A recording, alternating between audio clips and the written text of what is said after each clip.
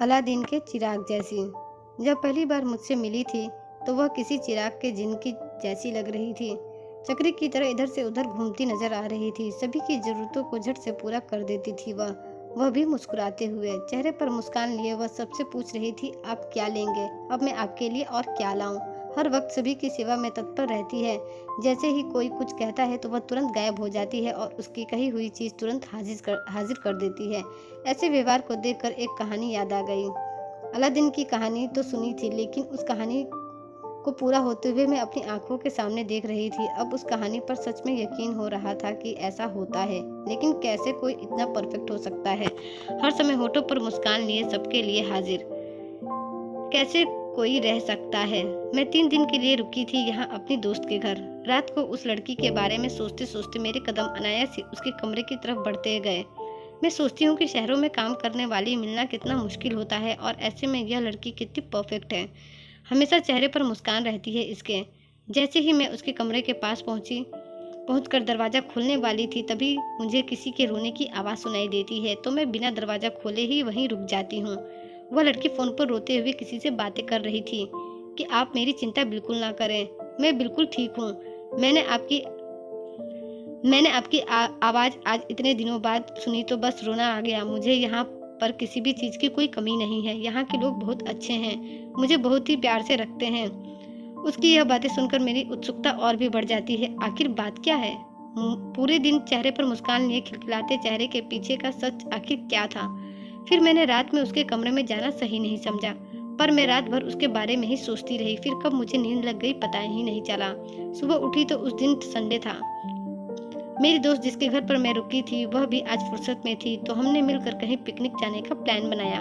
सुबह का नाश्ता करने के बाद हम लोग पिकनिक के लिए निकल पड़े, तो मैं देखती हूँ कि घर से निकलते हुए उसके चेहरे पर अभी भी मुस्कान थी, और वह मेरी दोस्त से कह रही थी कि मेम साहब आप जाइए, घर की चिंता मत कीजिए, मैं बाबूजी का और बच्चों का ख्याल रख लूंगी। मुझे हैरानी हुई कि रात में सुबह कर रोने वाली लड़की आज सुबह फिर से कैसे खिलखिला रही है। क्या यह वही लड़की है जिसे मैंने रात में रोते हुए देखा था? साथ ही मुझे अपनी दोस्त से ईर्ष्या भी हो रही थी कि कितनी अच्छी केयरटेकर मिली है मेरी दोस्त को। काश मेरे पास भी ऐसी कोई होती जो सभी का ख्याल रखने वाली होती।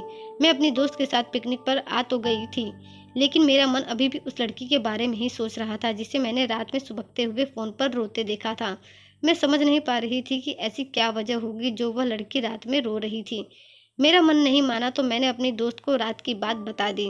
फिर मेरी दोस्त ने उस लड़की के बारे में जो भी कहा वह सुनकर मेरे मन में उस लड़की के लिए और भी मेरी इज्जत के लिए और मेरी दोस्त के लिए सम्मान और भी बढ़ गया था। वह कहती जा रही थी और मैं सुनती जा रही थी। उसने कहा, पिछले साल हम पहाड़ी इलाकों में घूमने गए थे, मेरी दोस्त, उसके पति और दोनों बच्चे। सैर करते करते अचानक से मेरी नज़र पहाड़ के किनारे खड़ी एक लड़की पर पड़ी थी जो रो रही थी। आगे खाई थी। मुझे लगा कहीं वह कूदने वाली तो नहीं है। मैंने झटके से दौड़कर उसे अपनी ओर खींच लिया। उसने मुझे हैरानी से देखा और मुझसे अपना हाथ छुड़ाने का प्रयास करने लगी। पता नहीं उस समय मुझमें इतनी ताकत कहाँ से आ गई कि मैंने उसे नहीं छोड़ा। तब वो जोर से रोने लगी और कहने लगी, मुझे जाने दीजिए, कृपया मुझे मरने दीजिए, अब जीने के लिए मेरे पास कुछ भी नहीं बचा है। पिक्चरों में देखा था मैंने, ऐसे में थप्पड़ मारकर होश में लाया जाता है। मैंने कभी किसी को थप्पड़ नहीं मारा था, पर उस दिन पहली बार हाथ अनायास ही उठ गए।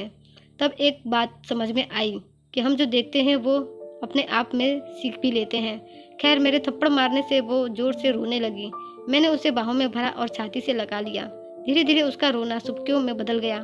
मैंने अपने पर्स से पानी की बोतल निकाली और उसे दी। पानी पीकर वो थोड़ी शांत हुई।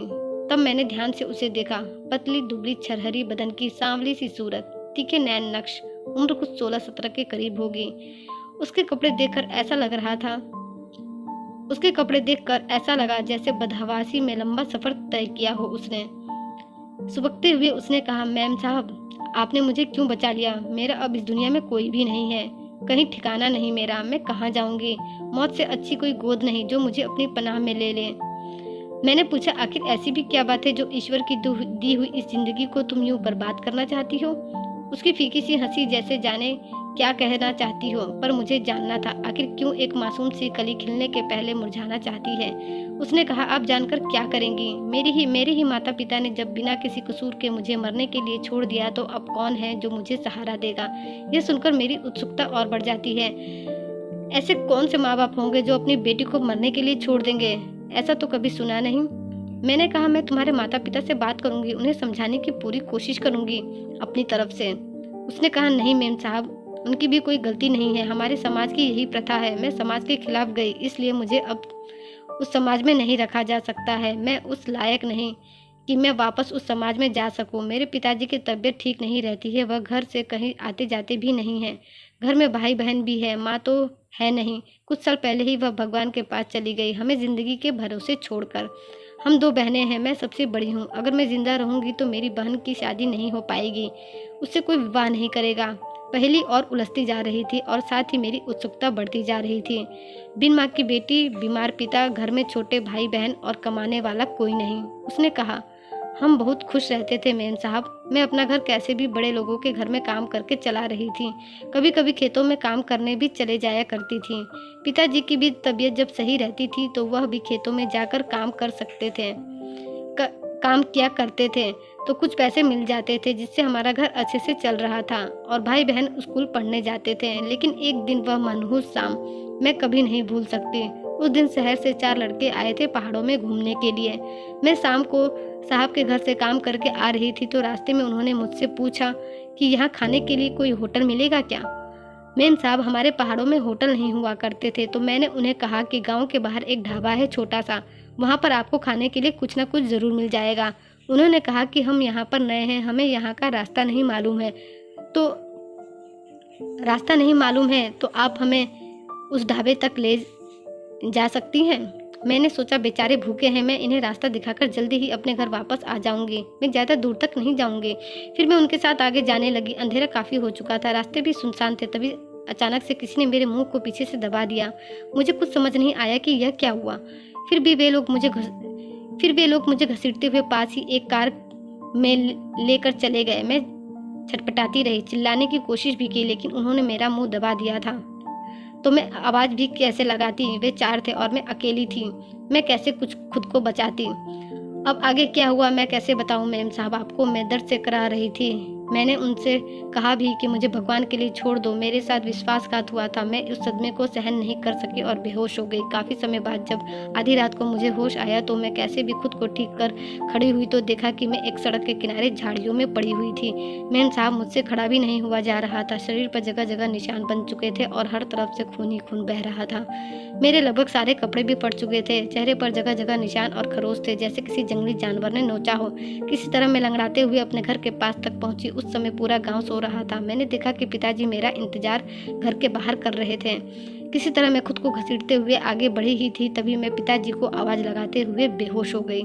पिताजी ने मेरी आवाज़ सुन ली थी। वह तुरंत मेरे भाई बहनों के साथ में मुझे लेने आए और मुझे घर में लेकर गए। मैं पूरी रात बेहोश थी। सुबह जाकर मुझे होश आया तो मैंने अपने भाई बहनों और पिताजी को अपने पास बैठा पाया।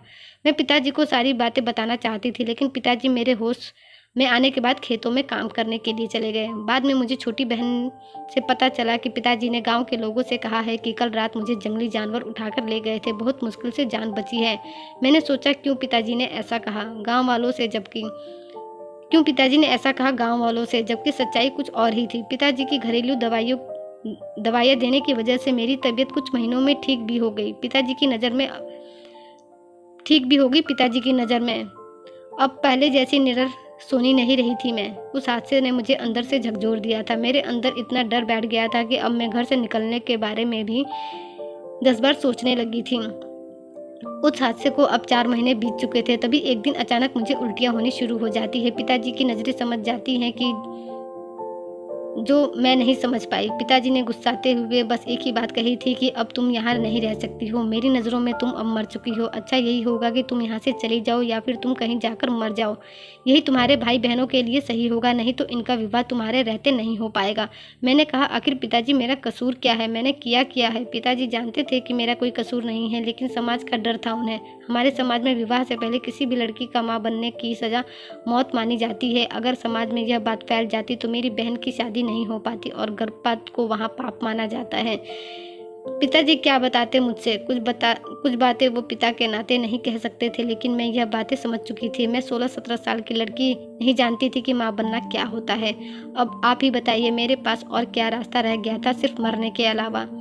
उसकी भोली सूरत और दर्द से भरी आवाज़ ने मुझे अंदर तक हिला दिया था। मुझे समझ नहीं आ रहा था कि इस नई पीढ़ी को हो क्या गया है। क्यों नहीं इन्हें कोई समझाता कि यह सब कितना गलत है। शहर के इतने शिक्षित होने के बावजूद भी ऐसी हरकत जब सामने आती है तो सिर शर्म से झुक जाता है। पता नहीं क्या हो रहा है इस नई पीढ़ी को, इस नई युवा पीढ़ी को। मैं मन ही मन सोचती हूँ कि अगर आज इस लड़की ने आत्महत्या कर ली होती तो इसका दोषी कौन होता?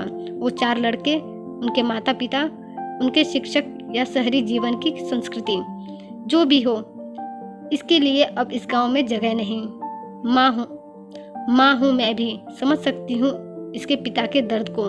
किस तरह इसके पिताजी ने अपने कलेजे पर पत्थर रखकर उन्होंने यह फैसला लिया होगा। थोड़ी देर सोचकर मैंने उससे कहा कि तुम मुझे अपने पिताजी के पास लेकर चलोगी?